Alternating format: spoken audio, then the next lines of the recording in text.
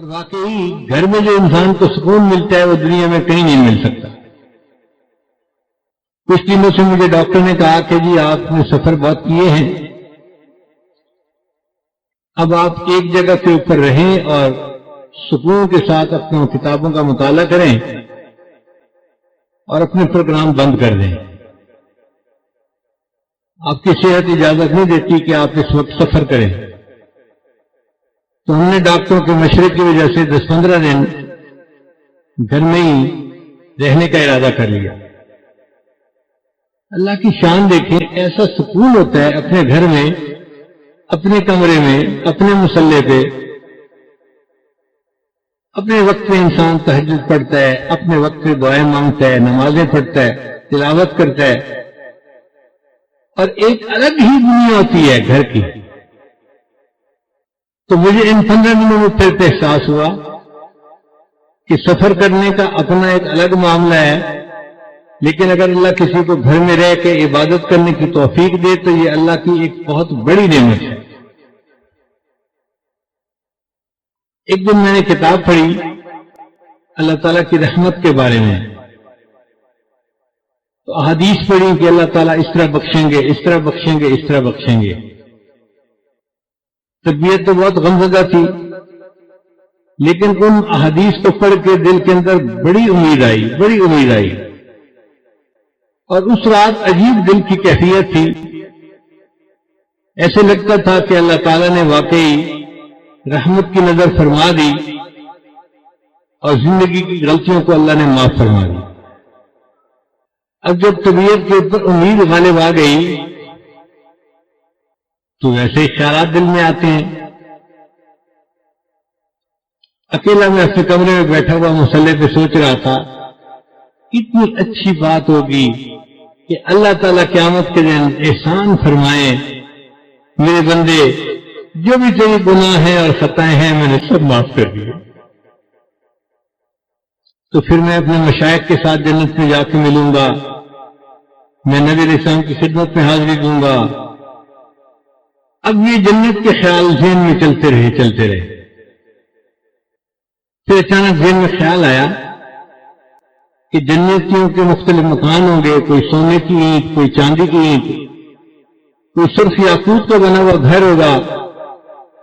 اگر اللہ کا میرے اوپر فضل ہوا تو مجھے اللہ سے کیسا گھر چاہیے؟ کافی دیر سوچنے کے بعد میں اس نتیجے پر پہنچا کہ یا اللہ، اگر آپ میرے اوپر احسان فرمائیں اور مجھے جنت پہنچا دیں تو مجھے سونے چاندی کی اینٹوں والا مکان نہیں چاہیے، سرخ یاقوت کا بھی مکان نہیں چاہیے۔ جو میرا گھر ہے، مہد ہے، اللہ تو اسی کو جنت کا حصہ بنا دینا، میں اسی میں خوش رہ جاؤں گا۔ آج کی اس محفل میں چند چھوٹے چھوٹے ایسے کلمات کہ جن کے پڑھنے سے انسان کے گناہ دھل جاتے ہیں اور اس کے نامے اعمال میں نیکیاں لکھی جاتی ہیں، اور اتنی نیکیاں ملتی ہیں کہ حدیث پاک کا مفہوم ہے کہ فرشتے اس کی نیکیاں لکھ کر تھک جاتے ہیں۔ تو ایسی چند باتیں میں آپ کو بتلاؤں گا تاکہ آپ اس کی پابندی کریں۔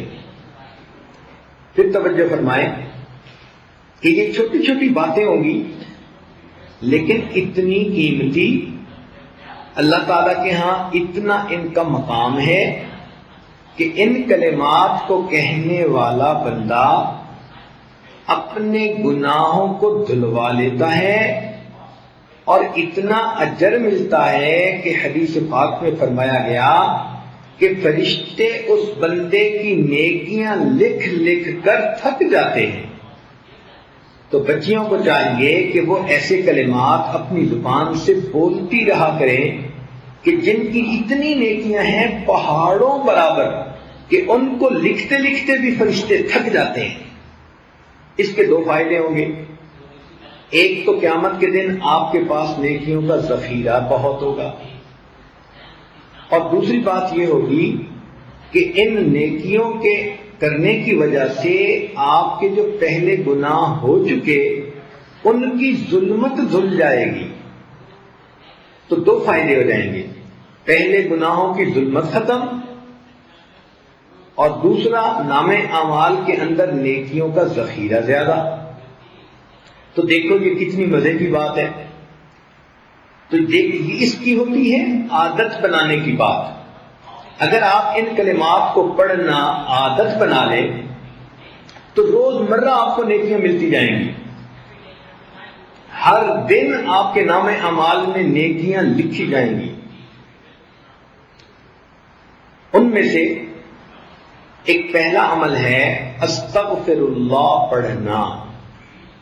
جب ہم استغفر اللہ پڑھتے ہیں تو اس کا مطلب یہ ہوتا ہے کہ اے اللہ، میں اپنے گناہوں پہ نادم اور شرمندہ ہوں، آپ میرے ان گناہوں کو معاف فرما دیجیے۔ چنانچہ اس استغفار کی ایک بہت بڑی فضیلت یہ ہے کہ استغفار کرنے والے بندے پر اللہ کا عذاب نہیں آتا۔ توجہ فرمائیں کہ استغفار کثرت سے کرنے والے بندے پر اللہ تعالیٰ کا عذاب نہیں آتا۔ کیا مطلب؟ کہ دنیا میں گناہوں کی وجہ سے انسان ذلیل ہوتا ہے، رسوا ہوتا ہے، دشمن اس پر غالب آ جاتے ہیں، اس کے رزق میں کمی کر دی جاتی ہے۔ تو یہ گناہوں کا جتنا وبال ہے اللہ تعالیٰ استغفار کی وجہ سے اس کو روک دیتے ہیں۔ ہر عورت چاہتی ہے کہ مجھے دنیا میں رسوائی نہ ہو، کہیں گناہوں کی وجہ سے میری شکل ہی نہ مسخ کر دی جائے، مجھ سے رزق ہی نہ چھین لیا جائے۔ تو اگر یہ تمنا دل میں ہے تو پھر اس کے لیے آپ کثرت کے ساتھ استغفار کریں۔ سنیے قرآن عظیم الشان، اللہ تعالیٰ فرماتے ہیں ما کان اللہ لیعذبہم وانت فیہم، اے میرے محبوب جب تک آپ ان لوگوں کے درمیان ہیں اللہ ان لوگوں کو عذاب نہیں دے گا۔ وما کان اللہ معذبہم وہم یستغفرون، اور اللہ اس وقت تک بھی ان کو عذاب نہیں دے گا جب تک کہ یہ استغفار کرتے رہیں گے۔ اس کا مطلب یہ کہ نبی علیہ الصلوۃ والسلام کی موجودگی میں جو برکتیں تھیں کہ اللہ کا عذاب ٹل گیا تھا، استغفار کے پڑھنے سے بھی وہی برکتیں ظاہر ہوتی ہیں، اللہ تعالیٰ اپنے عذاب کو ٹال دیتے ہیں۔ چنانچہ مکہ مکرمہ کے جو لوگ تھے وہ نبی علیہ الصلوۃ والسلام سے کہتے تھے کہ اگر ہم آپ کا انکار کرتے ہیں تو ہمارے اوپر عذاب کیوں نہیں آتا، اور ان کے اوپر عذاب کوئی نہ آیا۔ تو یہاں پر مفسرین نے تفصیل لکھی، وہ فرماتے ہیں کہ مکہ والوں پر عذاب اس لیے نہ آیا کہ اللہ تعالیٰ کے نبی علیہ السلام وہاں موجود تھے۔ سوال پیدا ہوتا ہے کہ جب نبی علیہ السلام نے ہجرت فرما دی تو اس وقت عذاب آ جاتا؟ تو اس کا جواب علماء نے دیا کہ وہاں پر کچھ صحابہ موجود تھے جنہوں نے ہجرت نہیں کی تھی، وہیں رہ گئے تھے مگر کلمہ پڑھا تھا انہوں نے، بوڑھے تھے یا کوئی اور عذر تھا، تو ان کی برکت سے عذاب نہ آیا۔ پھر اس پر سوال پیدا ہوتا ہے کہ چلو پھر جب ایک وقت ایسا آیا کہ سارے ہی مسلمان ہجرت کر کے چلے ہی گئے تھے اور پیچھے کافر ہی رہ گئے تھے، مشرکین ہی رہ گئے تھے، تو اس وقت عذاب آ جاتا؟ تو مفسرین نے لکھا کہ ان مشرکین کی عادت تھی کہ جب یہ طواف کرتے تھے بیت اللہ کا تو غفرانک کا لفظ کہا کرتے تھے، غفرانک کا، اے اللہ ہماری مغفرت کر دے، یہ بھی استغفار ہے۔ تو مشرکوں کے اس لفظ کے کہنے کی وجہ سے اللہ نے ان کو بھی عذاب سے بچائے رکھا۔ تو اگر مشرک یہ لفظ کہہ دے اللہ اس کو عذاب سے بچا دیتے ہیں، تو اگر مومن کہے گا تو پھر اللہ تعالیٰ کتنے مہربان ہوں گے۔ لہذا آپ استغفار کی کثرت کریں، دن میں 100 مرتبہ صبح اور شام تو کم سے کم درجہ ہے، زیادہ پڑھنا چاہیں تو زیادہ بھی پڑھ سکتی ہیں۔ کام کاج کے دوران بھی استغفر اللہ استغفر اللہ استغفر اللہ اپنی زبان پہ رکھ سکتی ہیں۔ جتنا استغفار زیادہ کریں گی دو فائدے ہوں گے، ایک تو گناہ دھل جائیں گے، اور دوسرا اس کی وجہ سے اللہ تعالیٰ کا غضب ہٹ جائے گا، اللہ کا عذاب ٹل جائے گا۔ اب آپ تھوڑی دیر کے لیے بیٹھ کے سوچیں نا کہ اگر ہمارے اوپر اللہ تعالیٰ کا عذاب آ جائے تو ہم تو کسی کو شکل دکھانے کے قابل نہ رہیں۔ آج جو جی رہے ہیں تو یہ اللہ رب العزت کی صفت ستاری کے صدقے جی رہے ہیں، اس لیے ہمارے اوپر استغفار کرنا بڑا ضروری ہے۔ ویسے قرآن مجید میں فرمایا گیا کہ جو لوگ کثرت سے استغفار کرتے ہیں تو ان کو 5 فائدے ملتے ہیں۔ ایک فائدہ تو یہ انہ کان غفارا، کہ ان بندوں کے جو استغفار کرتے ہیں ان کی مغفرت کر دی جاتی ہے۔ دوسرا فائدہ کہ جہاں پر استغفار کثرت سے ہوتا ہے اللہ تعالیٰ بارشیں برساتا ہے، ان کو قحط سالی سے بچا لیتا ہے۔ وَيُمْدِدْكُمْ بِأَمْوَالٍ، جو لوگ استغفار کرتے ہیں اللہ تعالیٰ ان کے مال میں برکت دے کر ان کی مدد کرتے ہیں۔ وَبَنِينَ، اور جو لوگ استغفار کثرت سے کرتے ہیں اللہ تعالیٰ ان کو بیٹے عطا کرتے ہیں۔ اب کون سی عورت ہے شادی شدہ جو کہے کہ مجھے بیٹے کے پیدا ہونے کی طلب نہیں، تمنا نہیں؟ ہر عورت وش کرتی ہے، اور یہ بیٹے والی نعمت کیسے ملتی ہے؟ قرآن پاک کی آیت کا مفہوم کہ استغفار زیادہ کریں گی تو اللہ رب العزت بیٹے کے ساتھ بندے کی مدد فرمائیں گے۔ جنات، اللہ تعالیٰ باغ عطا فرمائیں گے۔ وَيَجْعَلْ لَكُمْ أَنْهَارًا، اور اللہ تعالیٰ زمین سے پانی کے چشمے جاری فرمائیں گے۔ اس لیے ہمیں چاہیے کہ ہم کثرت سے استغفار کریں۔ استغفار ہر بندے کو کرنا چاہیے، چاہے نیک ہے چاہے بد ہے۔ اس لیے کہ اگر کافر ہے تو کفر سے توبہ استغفار کرے، اگر عام مسلمان ہے تو اپنے گناہوں سے توبہ استغفار کرے، اگر گناہوں میں ملوث نہیں ہوتا، نیک بندہ ہے، تو اس کے دل میں بھی جو غفلت آ جاتی ہے اس سے استغفار کرے۔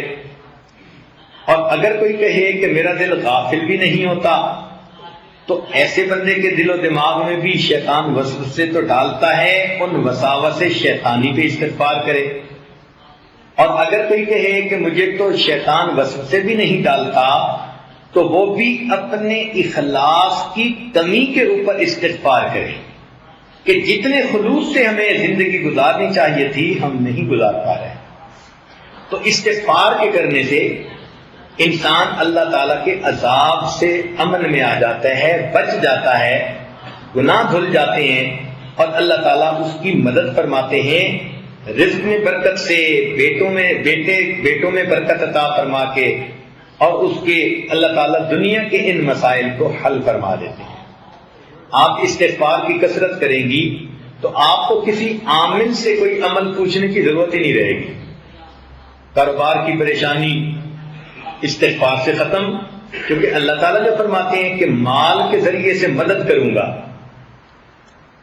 اگر اولاد کی پریشانی ہے تو وہ استغفار سے ختم، کیونکہ اللہ تعالیٰ فرماتے ہیں کہ میں بیٹے دے کر ان کی مدد کروں گا۔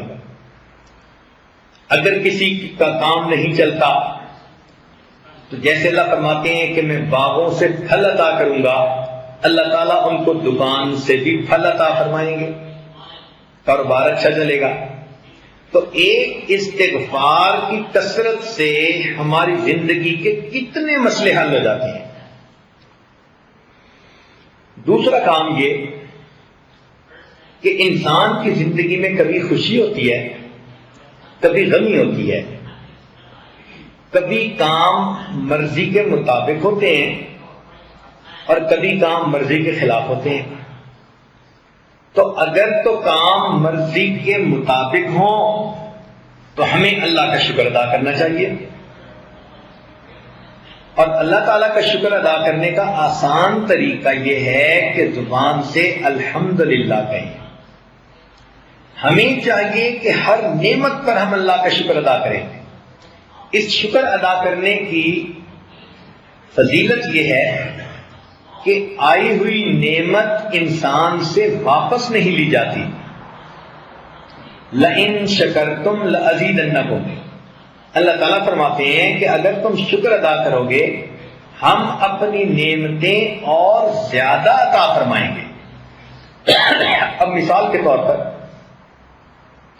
کتنے کام ہماری مرضی کے مطابق ہوتے ہیں، تو جب بھی کوئی کام مرضی کے مطابق ہو تو چپکے اپنے دل میں اللہ کا شکر ادا کر لو، اپنی زبان سے الحمدللہ پڑھ لو.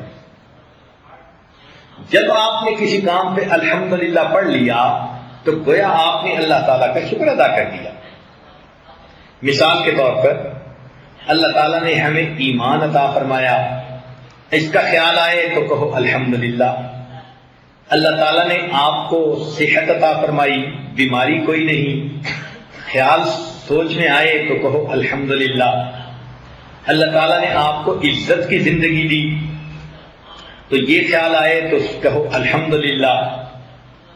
اللہ تعالیٰ نے آپ کو عزت کی روزی گھر بیٹھ کر عطا فرمائی، یہ خیال آئے تو کہو الحمدللہ. اللہ تعالیٰ نے آپ کو اولاد عطا فرمائی، بیٹے بھی دیے بیٹیاں بھی دیں، جب ان پہ نظر پڑے تو کہو الحمدللہ. اللہ رب العزت نے آپ کو اپنا گھر دیا، سر چھپانے کا در دیا، جب اس کو دیکھیں تو کہو الحمدللہ. اگر کوئی آپ کی تعریف کرے، کوئی عورت آپ کو کہتی ہے آپ نے بڑا اچھا کیا، میں بہت خوش ہوں، تو اس تعریف پر کہو الحمدللہ. اگر آپ کے بچے بخیریت سکول سے واپس آ گئے، ان کو دیکھتے کہو الحمدللہ. اگر آپ کے بچے شوق ذوق کے ساتھ پڑھتے ہیں تو کہو الحمدللہ. اگر وقت پہ آپ نے کپڑے دھو لیے، تیار ہو گئے، کہو الحمدللہ. اگر آپ نے کھانا وقت پہ پکا لیا کہو الحمدللہ. اگر آپ کے گھر مہمان آئے اور وہ خوش واپس گئے کہو الحمدللہ. اگر آپ کو وقت پہ نماز پڑھنے کی توفیق مل گئی کہیں الحمدللہ. آپ نے وقت پہ تلاوت پابندی کے ساتھ کر لی، اذکار مراقبہ پابندی کے ساتھ کر لیا، کہیں الحمدللہ. اگر آپ ایک دن بے پردگی سے بچ گئی، پردے کا آپ نے خیال لحاظ رکھا تو کہو الحمدللہ. اگر آپ نے کسی دل میں کسی کا دل نہیں دکھایا تو کہو الحمدللہ. معلوم ہوا کہ جب بھی کوئی کام آپ کی مرضی ایکسپیکٹیشن کے مطابق ہوتا ہے، اس کام پر اگر آپ الحمدللہ کہہ لیں گی تو اللہ تعالیٰ کی شکر گزار بندیوں میں شامل ہو جائیں گے. جب آپ کا دل خوش ہو، کسی بات پہ سکون ہو تو کہو الحمدللہ. آپ کا خامن گھر آیا اور مسکراتے چہرے کے ساتھ آیا، آپ کو دیکھ کے مسکرایا، کہو الحمدللہ. ناشتہ آپ نے ٹھیک وقت پہ خامن کو کروا دیا، کہو الحمدللہ. بچوں کو خوش کھیلتا دیکھا، کہو الحمدللہ. آپ کو کسی دن ساس نے تنگ نہیں کیا، کہو الحمدللہ. نند نے کسی دن آپ کو تانا نہیں دیا، کہو الحمدللہ. اگر آپ کی کوئی دعا قبول ہو گئی کہو الحمدللہ. آپ سوئیں اور آپ کو پرسکون نیند آئی تو جاگنے پہ کہیں الحمدللہ. بھوک لگی تھی، آپ نے کھانا کھا لیا، پیٹ بھر کے کہو الحمدللہ. پیاس لگی تھی، ٹھنڈا پانی اللہ نے دیا، پی کر کہیں الحمدللہ. نرم بستر اللہ نے سونے کے لیے عطا فرمایا، بستر پر لیٹتے ہی کہ الحمدللہ. تو اگر آپ غور کریں تو مجھے تو لگتا ہے کہ ہمیں ہر وقت ہی الحمدللہ کہنا چاہیے. حالانکہ ہماری عورتیں دن میں ایک دفعہ بھی نہیں کہتی ہوں گی الا ماشاء اللہ. تو غور کریں کہ کتنی غفلت کی زندگی ہم گزار رہے ہیں کہ ہمیں تو لمحے لمحے اللہ کی نعمت پر شکر ادا کرنا چاہیے تھا، اور ہمیں اس بات کا احساس ہی نہیں. اور اللہ کی ان نعمتوں کو ہم ایسے استعمال کرتے ہیں جیسے کہ ہمارا حق تھا جو اللہ نے ہمیں دے دیا. حالانکہ جن کو یہ نعمتیں نہیں ملی ان سے جا کے پوچھو نا. اب جس بچی کا رشتہ نہیں آتا اس سے پوچھو کہ وہ دل میں کتنا دکھی ہوتی ہے. آپ کو اللہ نے اگر محبت کرنے والا خامن دیا تو کیوں زبان سے نہیں نکلتا الحمدللہ؟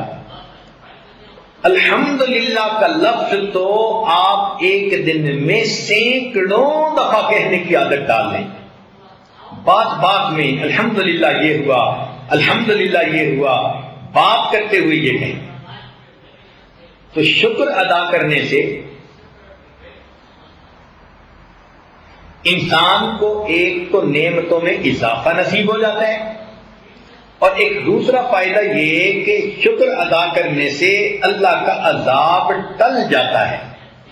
جیسے استغفار سے عذاب ٹل جاتا ہے نا، شکر ادا کرنے سے بھی عذاب ٹل جاتا ہے.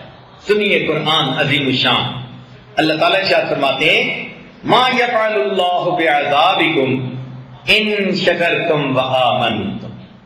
اے میرے ایمان والے بندو، اگر تم ایمان لاؤ اور میرا شکر ادا کرو تو تمہیں عذاب دے کر اللہ کے ہاتھ کیا آئے گا؟ اللہ تعالیٰ تمہیں کیوں عذاب دے گا اگر تم ایمان لا کر اس کا شکر ادا کرو؟ تو معلوم ہوا کہ استغفار سے بھی عذاب ٹل جاتا ہے اور شکر ادا کرنے سے بھی اللہ کا عذاب ٹل جاتا ہے. تو دیکھو یہ کتنے چھوٹی چھوٹی باتیں ہیں اور کتنا ان کا فائدہ ہے. اللہ اکبر کبیرہ. آپ یوں سمجھیے کہ میں آپ کو آج کچھ ہیرے اور موتی تحفے میں دے رہا ہوں. یہ الحمدللہ کا لفظ اتنا اچھا لفظ ہے کہ جنتی جنت میں صرف اتنا کہیں گے وقال الحمدللہ رب العالمین. جنتی بھی جنت میں ہر وقت اللہ کی جو ہے تعریف کریں گے، الحمد کہا کریں گے. آپ وہ جنتیوں والا کام دنیا میں کر لیں تو اللہ تعالیٰ کی نعمتوں کا شکر ادا کرنا اور الحمد کا لفظ کثرت سے استعمال کرنا اپنی گفتگو میں، اور ہر وقت جس نعمت کو بھی دیکھو، ہر وقت بس جو بھی چیز آپ کی مرضی کے مطابق ہو رہی ہے بس اس پر الحمدللہ کہہ دو. موٹا سا اصول یہ ہے.